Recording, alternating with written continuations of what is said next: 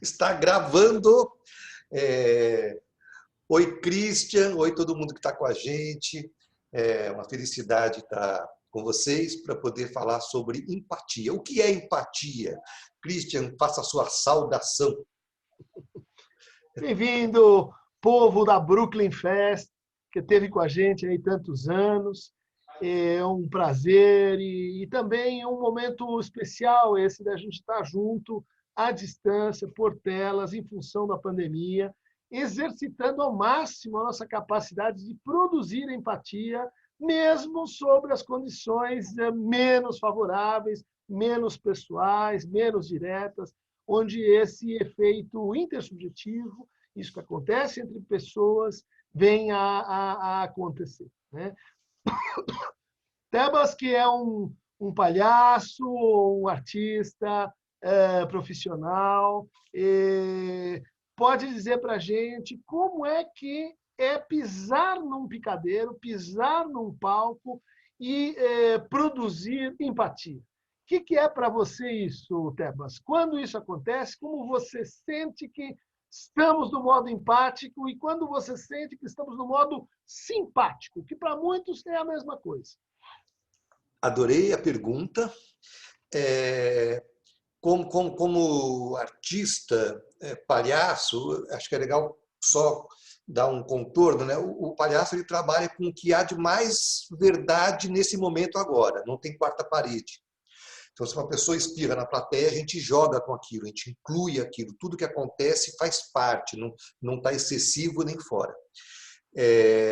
Então, o principal para a gente começar a distinguir a simpatia da empatia, quando o palhaço está em cena, seja na rua, seja no circo, seja no teatro, o principal é começar a fazer um caminho, percurso interno, como que eu estou me sentindo agora, o estado que eu estou, e perceber, talvez a gente não tenha falado isso ainda, Christian,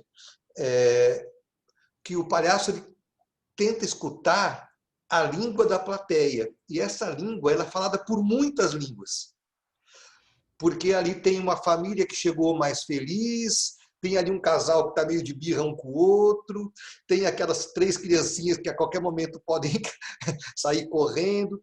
Então, o palhaço ele tenta, primeiro, passar criar um momento simpático para que haja uma identificação. Estamos na mesma coisa? Sabe quando você chega na escola e você quer sentar perto de quem está com a camisa do Kiss também, porque você precisa? Ou eu sou tímido, em festa, eu sempre fico esperando chegar aquela cara que eu conheço para me colar, para eu me dar um pouco de conforto para chegar na festa.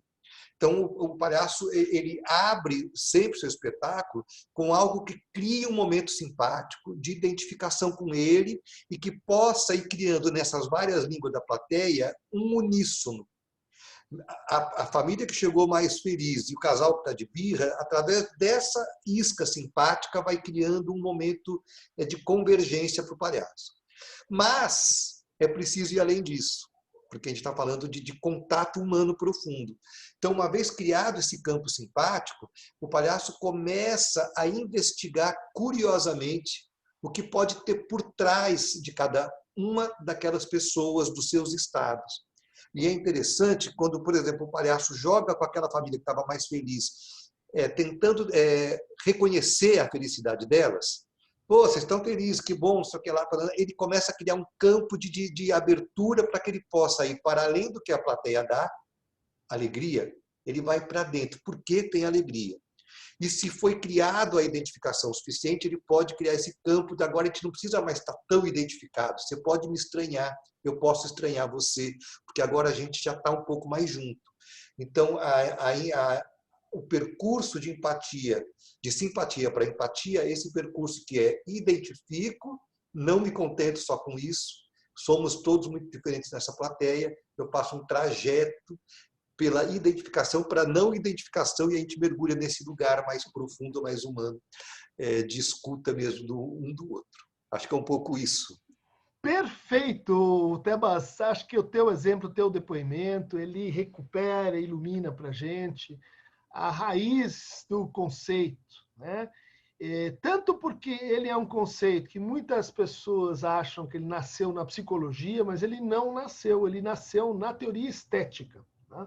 Com um autor alemão chamado Vischer, que em 1873 publicou um livro chamado O Sentimento Estético da Forma, né? Ele Diz, eu vou só estudava trazer uma coisinha, você desculpa. Ficou um pouco baixo o som aqui, deu uma caída. Então eu vou falar para você impostar como se você estivesse no circo. Tá.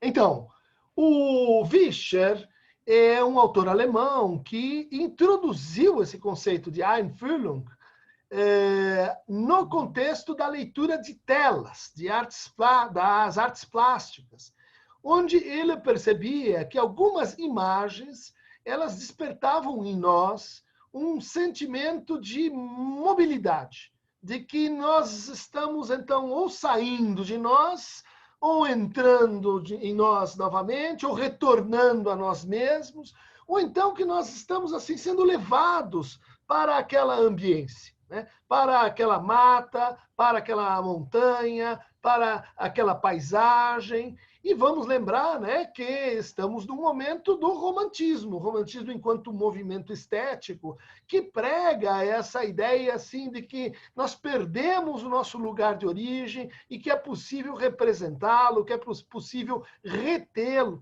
E a pintura e as artes têm essa função, tomam para si essa função naquele momento histórico, né? Uma outra coisa importantíssima no que você disse, Tebas, é a ideia de que a gente chega num auditório que é diverso, mas que a gente consegue produzir uma certa unidade, né? Einfühlung tem exatamente assim essa conotação, né? Fühlen, o verbo alemão para sentir, né? E Einfühlung é sentir é sentir junto.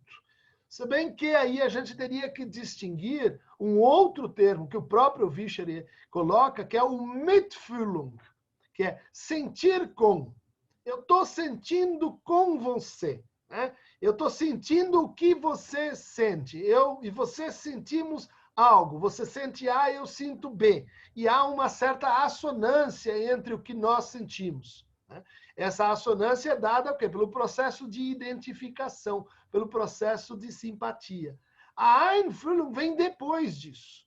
Depois que eu estou sentindo com o outro, eu posso sentir junto com o outro.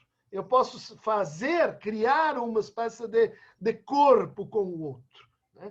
E essa produção, ela tem que ver justamente com isso que você está colocando, Tebas, que é um certo brincar com o estranhamento. Agora que nós achamos que somos iguais, que temos as mesmas afinidades, que gostamos das mesmas coisas, que nós estamos no mesmo universo, eu posso trazer para você uma surpresa, uma diferença, um distanciamento, uma estranheza que vai nos tornar mais ricos. Então, isso, vamos reter, está no conceito de empatia. Empatia não é só assim um flash, não é só uma fotografia de afinidade, mas é um percurso, né? É como uma escuta, né, que vai construindo nos seus diferentes momentos essa unidade, né? O psicólogo inglês Titchener traduziu Einfühlung para o inglês e ele, então, não tinha direito, não sabia direito como expressar esse conjunto de ideias, e ele foi lá no grego, né? Foi buscar a ideia de pathos, no grego, que é, ao mesmo tempo, sofrimento, mas sofrimento conjunto, mas também algo como, assim, atmosfera, né? O pathos do tédio na poesia francesa do século XVII.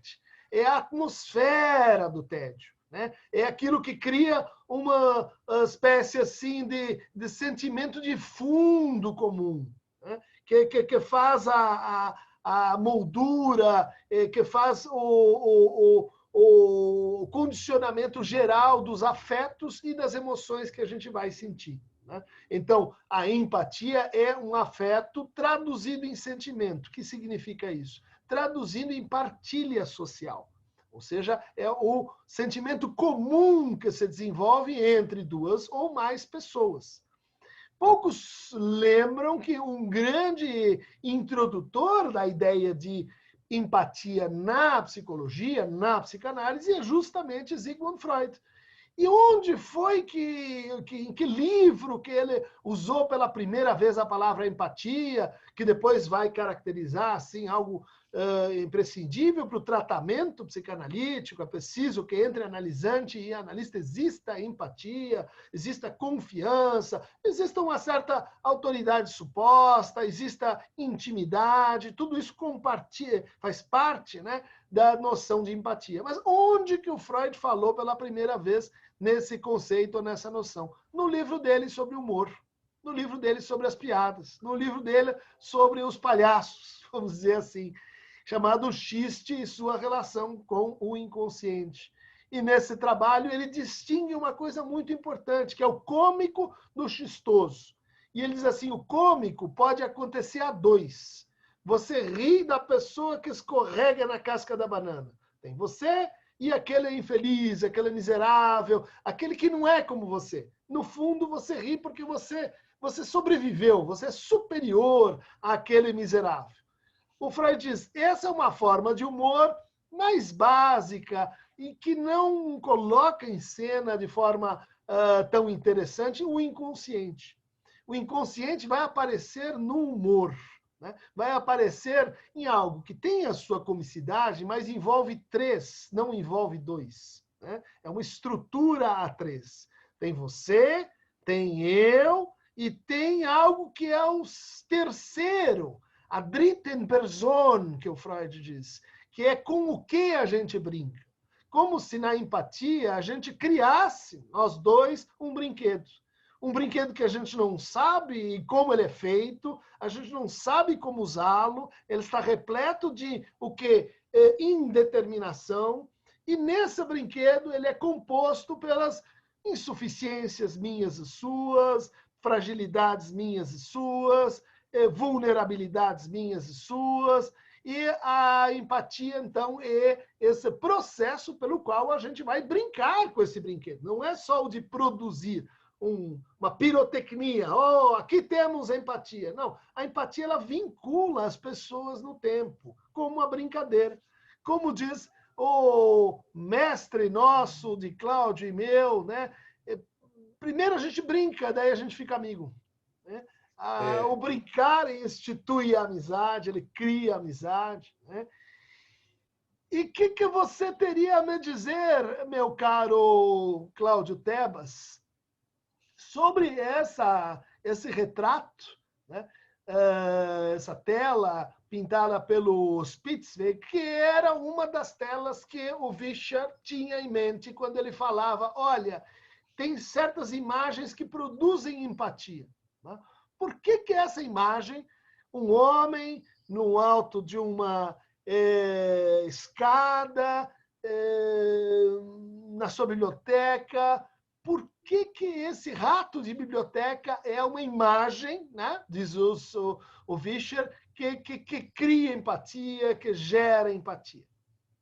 Olha, em mim, vou falar como essa imagem ela reverbera. Vou falar brevemente assim a frase que me ocorre. O que a gente não faz por uma paixão. Ele está no alto da escada, tão envolvido com os livros que ele não para de ler, tem um livro preso aqui, tem outro em sua mão aberto, tem um livro no meio dos joelhos.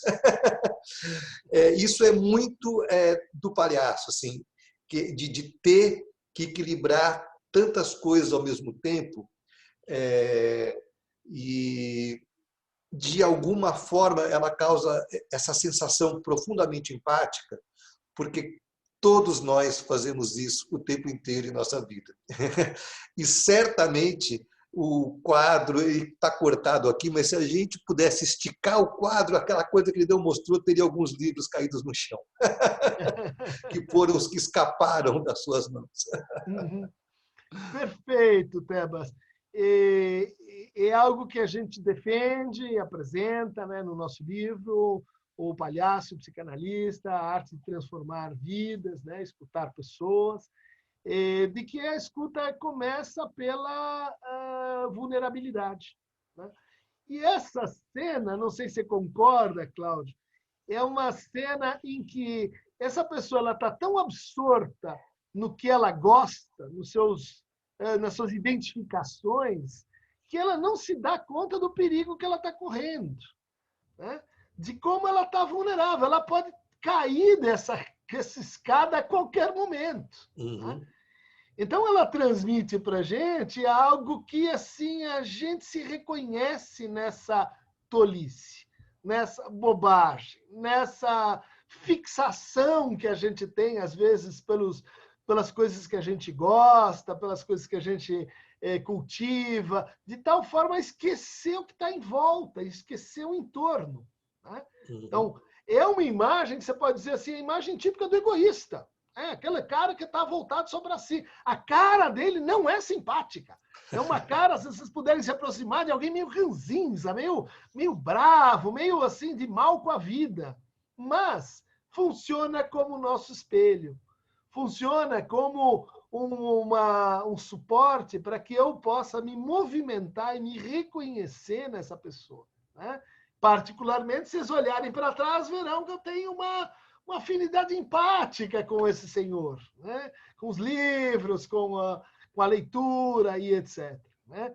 Então está posto aí uma maneira de exemplificar a empatia é uma coisa, a simpatia é outra. A empatia envolve, né, não só sair do seu lugar, colocar-se no lugar do outro, mas perceber aquilo que o outro não está percebendo, que é o seu próprio outro do outro, que é o seu próprio inconsciente, que é aquilo que lhe escapa. Nesse caso aqui, essa atmosfera toda de perigo no qual ele está metido. E como isso nos afeta, mas isso não nos afeta só, terceiro tempo da empatia, né? Porque nós cognitivamente olhamos e dizemos, ei, presta atenção, você vai cair daí.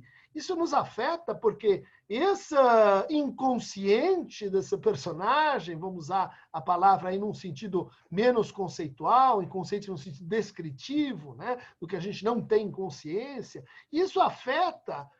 Isso lembra que todos nós, que eu, que você, que temos algo que nós não conhecemos em nós mesmos. Ou seja, cria-se um contato não só de afinidades positivas, mas de uma afinidade negativa. Estamos juntos no que nós não conhecemos, estamos juntos no que nós não sabemos. E aí isso chega à minha consciência e eu posso falar a respeito. Posso dividir isso com você, posso contar isso para o Tebas, posso passar isso adiante. Então, a empatia e a escuta, elas estão intimamente ligadas. A verdadeira escuta é sempre empática. E também, agora acrescentando, algo lúdico, né? Algo que diz respeito à criação desse brinquedo comum. Meu caro Tebas, o que você vê nesta tela? Observando essa tela, a primeira palavra que me chega é cuidado. Me chega essa palavra. Uhum. Cuidar de si, porque talvez ele esteja ali repousando, precisando desse momento, mas ele me convoca a abrir a porta do quadro para poder também cuidar de quem talvez precise do meu cuidado. Uhum. Olha só, né? Quer dizer, você está, de fato, de novo, retomando a ideia do movimento. Uhum. Só que, enquanto na tela anterior o movimento era assim, algo que vai acontecer naquela figura, ela vai cair da escada, agora o movimento é algo que toca a você, que está olhando a imagem, dizendo, eu queria entrar aí, eu queria estar junto com ele, eu queria estar mais próximo dele. E veja como isso é produzido pelo pathos, pela atmosfera. Né? É um quarto muito pequeno. É um quarto, né? A gente vê daqueles de sótão. É um quarto que mal cabe essa pessoa. Se a gente for estudar as proporções, é capaz dele em pé não caber nesse quarto. Né? Essa sensação de assim pequenez, ela cria o quê? Convite à intimidade. Né? Diferente de estar num deserto aberto. Né? ela chama a gente para dentro da tela. Tá? Isso muito importante na empatia, escutar o chamado do outro. Né? E esse chamado, ele vem, olha só, de novo, ele está entretido ali numa atividade, que é ele com ele mesmo, né? E ele tentando fazer poesia, né? Fazer algo assim muito, muito nobre, muito elevado, muito grandioso, até a gente podia dizer. Mas onde que ele está fazendo essa coisa assim tão elevada e grandiosa? Em condições que pode ter uma goteira, por isso tem um guarda-chuva ali, tem livros espalhados pelo chão, e ela está meio frio, né? Está confortável, mas parece frio o lugar onde ele está, e ele está lutando contra si, ele está contando nos dedos. Tipo assim, primeiro eu faço isso, primeiro eu faço aquilo. E ele tem uma cara de, vamos dizer, os italianos chamariam de pazzo. Ela tem uma cara que não é inteligente. É uma cara, assim, meio de bobo, meio de bufão, meio de, assim, eu vou escrever a maior poesia de todos os tempos, mas eu não tenho condição de fazer isso. Não vai dar certo, vai dar ruim. Mas a gente olha para isso e diz assim, eu não tenho pena, não é um quadro que cria pena, não é também compaixão, mas é um sentimento de estar junto com o infortúnio do outro, junto com ambições desmedidas, junto com... Isso eu tentei na minha vida também, ser um incrível poeta, mesmo sabendo que não ia dar certo, que não ia ganhar o Nobel e assim por diante, né? Então a gente vê aí o chapéu, os instrumentos de trabalho dele, de poeta mal acabado. Este quadro foi feita uma pesquisa na Alemanha, né? Qual é o quadro mais querido pelos alemães? E esse quadro ganhou esse concurso. Ganhou contemporaneamente, ou seja, é um quadro que permanece no tempo como um quadro que nos representa, né? Onde a gente se vê nele, onde a gente vê um Einfühlung acontecendo, um sentimento de comunidade acontecendo. Né? Bom, vamos encerrar o nosso desenvolvimento definicional sobre a empatia com esta cena extremamente empática que Cláudio Tebas vai narrar para nós. Ah, queridão, então eu vou inverter o sentido agora. Olhando essa foto, Cris, o que você vê e o que chega em você, assim, a primeira sensação? Olha, a primeira sensação é de um pathos, né? Uma atmosfera Brasil.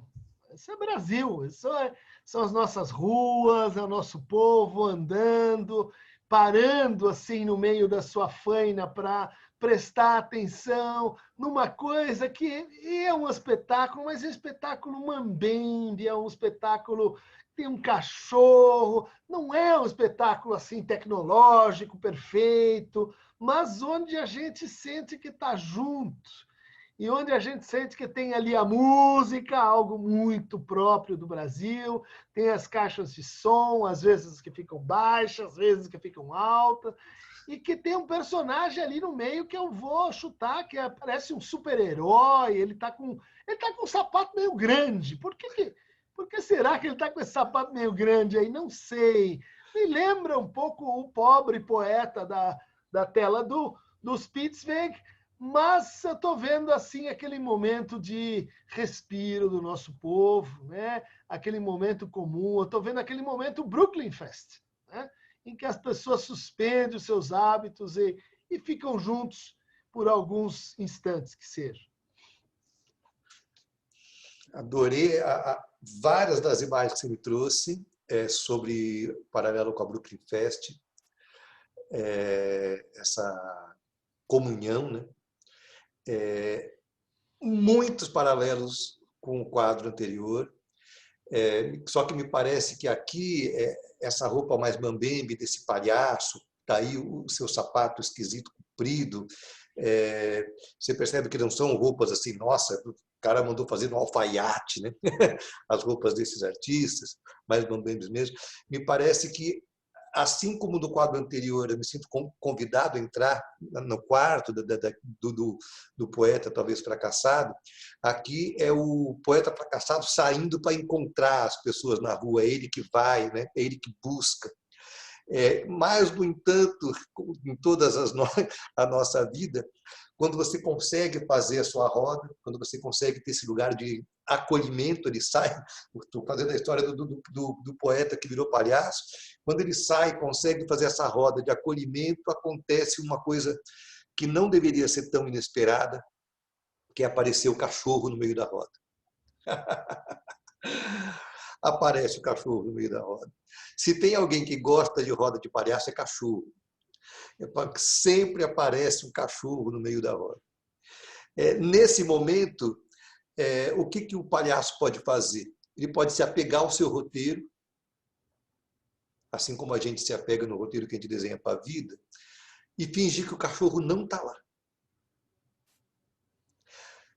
E toda vez que ele passar e o cachorro olhar para ele, a plateia vai rir, porque o cachorro está muito vivo, e ele fingindo que o cachorro não está lá. Eu pergunto para você, Cris, com quem que você acha que a plateia vai criar mais conexão? Com o palhaço fingindo que não está o cachorro, ou com o cachorro que está presente vivamente, às vezes se coçando? Resolveram latir aqui. Hã?